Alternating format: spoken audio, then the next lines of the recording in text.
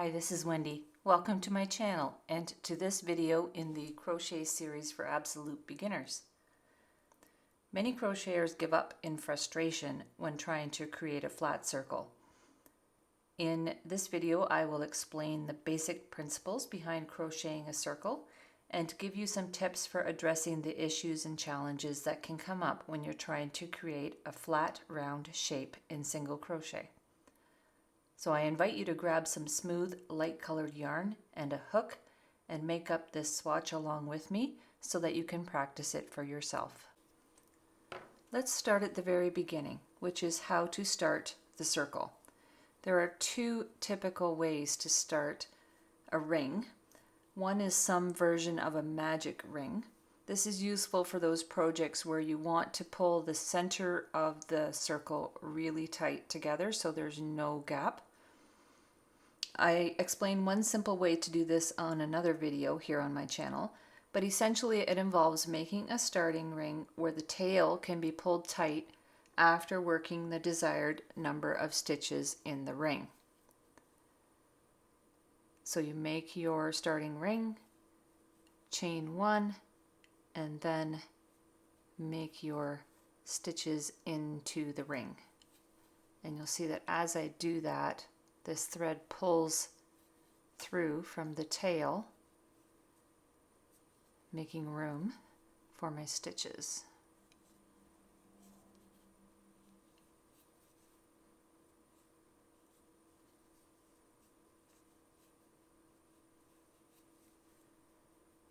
And then when I have the number of stitches that I want in the ring, I simply pull on that tail and make it tight.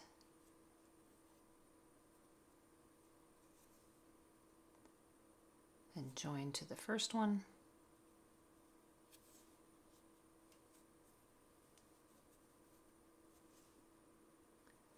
And then at the end I could pull it tight when I'm done my work and work in this end, but it has to be worked in really well so that it doesn't come undone.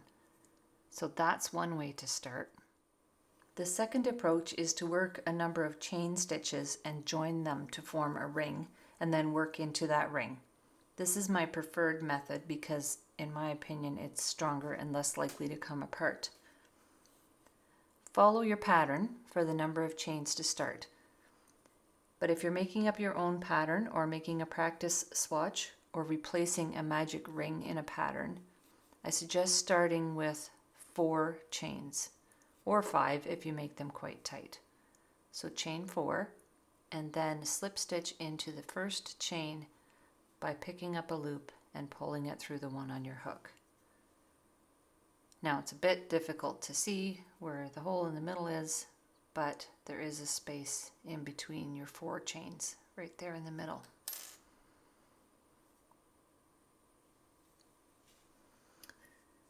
The next step is to work some single crochets into that ring. A circle made up of a multiple of 6 stitches works well since a circle is 360 degrees. Work 1 chain to step up to the next round, and then work 6 single crochets in your ring. So to figure out where your first stitch is, because we're going to slip stitch to join in that one, not counting the one on your hook, you can count back 1, 2, 3, 4, 5, and 6. So this is the first single crochet. This stitch beside it is the single or the chain that we did to step up to start that round. So don't get fooled into putting your hook into that one because you will add a stitch. So putting it into the starting stitch, slip stitch together. So there's the first round of 6 single crochets on the ring. Now the next decision to be made is, am I going to continue round and round in a continuous circle, always working on the same side, or am I going to turn and go back and forth so that you see the front side of the stitches in one round and the back side in the next round? I'm going to show you both, but I'm going to start with a continuous circle. In order to increase evenly and keep the circle flat, I'm going to increase by 6 stitches in each round. So round 2 will have 12 single crochets, round 3 will have 18, and round 4 24, and so on. Again, chain 1, and the first single crochet, because we joined into our first single crochet from the previous round, the first one will go in that same stitch at the base of this chain 1 that we made. So pick one up, single crochet, and add a marker in that stitch. It's really important to mark your first stitch of the round. It's very easy to lose track and add or remove stitches accidentally. Okay, so that's the first one. And like I said, I need 12 in this round, so I'm going to do 2 in that one and 2 in each of the remaining stitches going around. Alright, so that's 12. But you can see how you can easily get mixed up and add extra stitches in, because you can see there are extras here. There's the joining slip stitch and the starting chain. We're going to ignore those ones and slip stitch into our first stitch.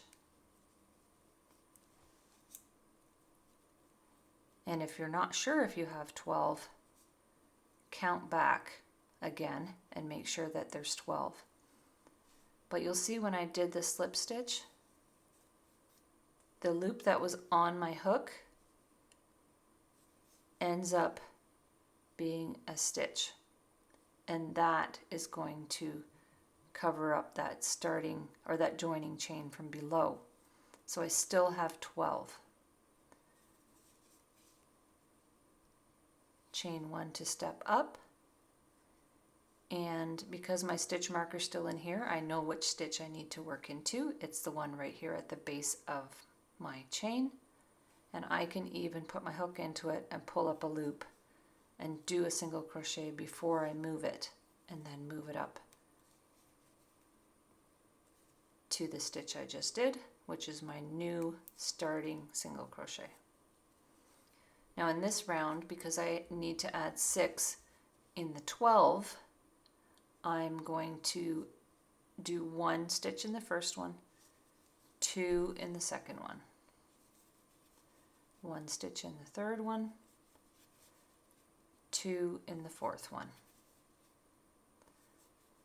And I'm going to alternate 1 and 2 all the way around like that. If you're following along, just pause the video and come back and join me when we get to the next round. 1 and then 2 in the next one. And I know I need to end with 2 because I started with 1.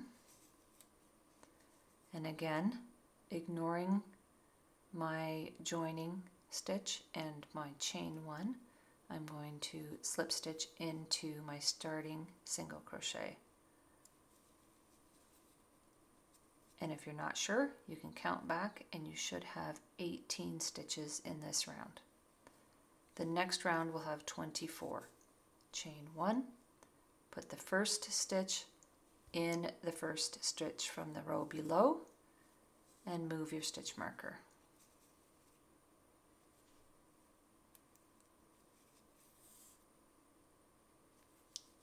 Now this one needs 24 stitches, so I'm going to do 1 in the first one, 1 in the second one, and 2 in the next one.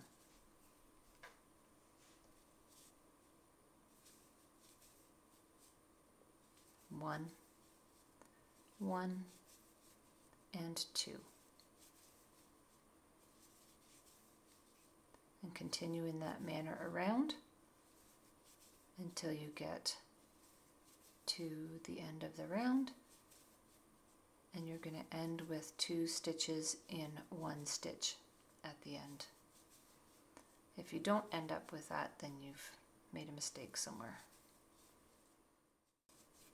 slip stitch in my starting single crochet, chain 1, and this time do a single crochet in the first 3 and 2 in the fourth one, single in the next 3, 2 in the next one. That's 1, 2, 3, and then 2. 1, 2, 3, and then 2.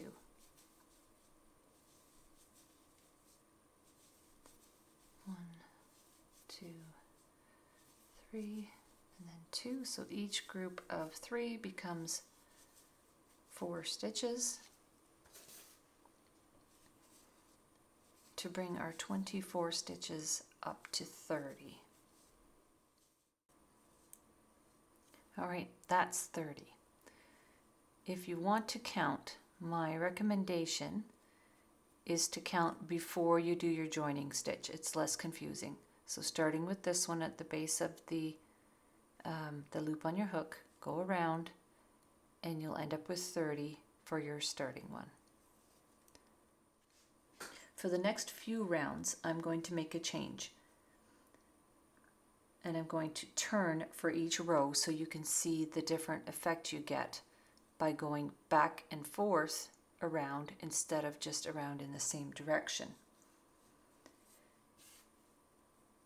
You will get a different effect, and it also can help to keep your circle from cupping. You can see when you look at your stitches that your V at the top of the stitch kind of sits on the face side of the work a little bit. It doesn't sit right on the top. And over time, because you're working more toward the front, your work can get a little bit cupped. You should be able to flatten it, no problem. This one is sitting quite flat, but if you're getting some cupping, it could be partly because you're going around and working on the same side all the time, and all those stitches are turning just slightly toward the front. The other reason it might be cupping is that your stitches are too tight, so watch your tension. If you're finding it's curling, maybe you are working too tight, or you need to adjust your hook size. If it's ruffling, you possibly have too many stitches, or again, you need to adjust your tension down a little bit. To go back and forth, chain 1 and turn, and again, starting in the stitch at the base of the chain 1, make your first single crochet and switch the stitch marker.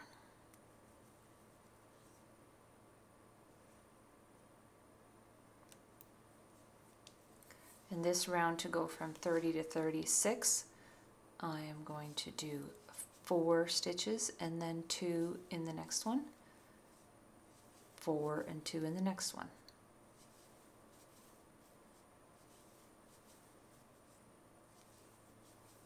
And I will be right back at the end of this round. At the end of the round, again, skip the joining chain and the chain 1 and join into that first single crochet.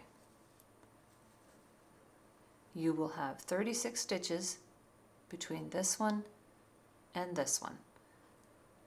The one that you joined and the first single crochet count as one stitch. If you count them separately, you'll get 37. That's why I recommended that you count before you join. This will be 36, this will be number 1. But when you join, that joining chain and number 1 count as one stitch. So I hope that helps you to track your crochet and not get extra stitches in there by mistake. So I'm going to do a couple more rounds, chain 1 and turn. The next round will be doing 5 and 2, and the one after that 6 and 2, and then I will come back. If you are working along with me, come back at that point and we will have a look and see what we've got. You may think that we're moving very slowly, but I really believe that as a beginner, it's important to be able to read your crochet and to understand the mechanics of it in order to be able to follow a pattern and even create your own pieces of crochet work. So you can see here, this is when we were going around and around on the same side. That's what that looks like. In these last 3 rows, I went back and forth, and we're looking at the back of this row, the front of this one, and the back of this one. The back of a single crochet has a little bar across in each stitch. So you can see this row also has that little bar across, and that's the back side of that row. This is the front side of this row, and we can tell that because we can see the V's facing toward us a little bit. You might argue that what I've created is more of a hexagon than a circle, and you would be right. And the reason that happens is the stitches with the increases line up on top of each other on those 6 axes as we've been increasing all the way along. If we had kept going on the same side, it would be even more obvious. Most patterns will compensate for that. But if you're coming up with your own design and you find it's turning into a hexagon instead of a circle because your increases are lining up, the way to compensate for that is to offset your increases. So instead of doing 7 and 2, 7 and 2 on this next round, I might start with 3 and 2, and then 7 and 2 and 7 and 2, and finish up with 4. And that will offset that increase so that it keeps its circular shape.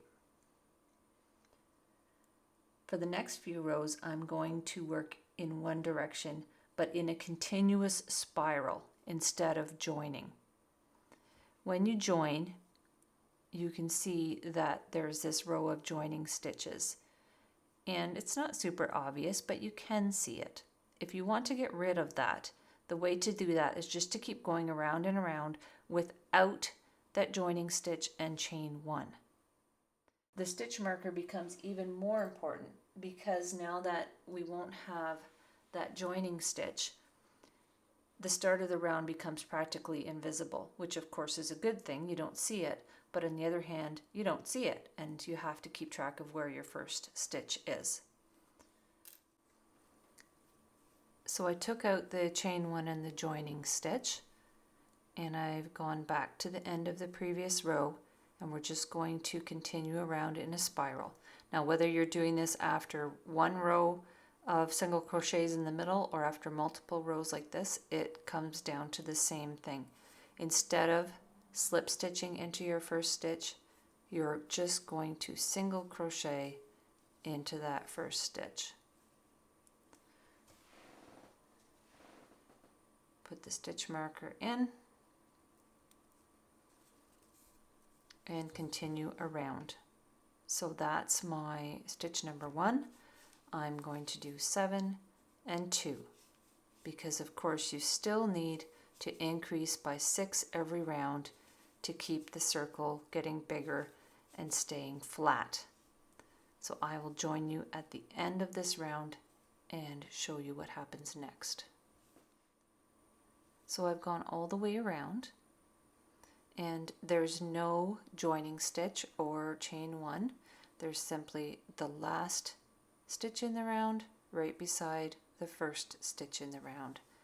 And I'm going to continue around by just single crocheting in that same one, that first stitch, and moving my stitch marker. Really important to keep track of your first stitch. Now I'm going to do a few more rounds, and as I explained before, I'm going to offset my increases because you can see there's almost starting to be points here at the 6 increase points in my circle. So the next one, instead of doing 8 stitches and 2, I'm going to do 4 so that my increase ends up in between the increases from the previous rounds. And I'm going to offset like that for a couple more rounds, and then we'll see how it looks. So there's my circle with 66 single crochets. By offsetting the increases, it's retained its round or regained its round shape from a hexagon. I hope that that has helped you to understand not only the how of a circle, but also the why. Understanding how a circle works will help you shape your crochet item to get the effect you're after. So if I wanted a bowl shape, I would increase by fewer than 6 stitches each round, and it would start to curl up. If I want to use this circle as the base of a cylinder, like a basket or a bag or a bucket hat, I could just continue in the round without any increases, and it would turn up along the edge of the circle to create vertical sides. So that's my circle tutorial. If it helped you to become a better crocheter, I hope you'll consider subscribing and joining me again for more crochet tips and patterns. Drop me a comment if you enjoyed this video or found it helpful, or if you have a suggestion for a crochet technique I could demonstrate in another video. Until then, thanks for joining me and have a super day.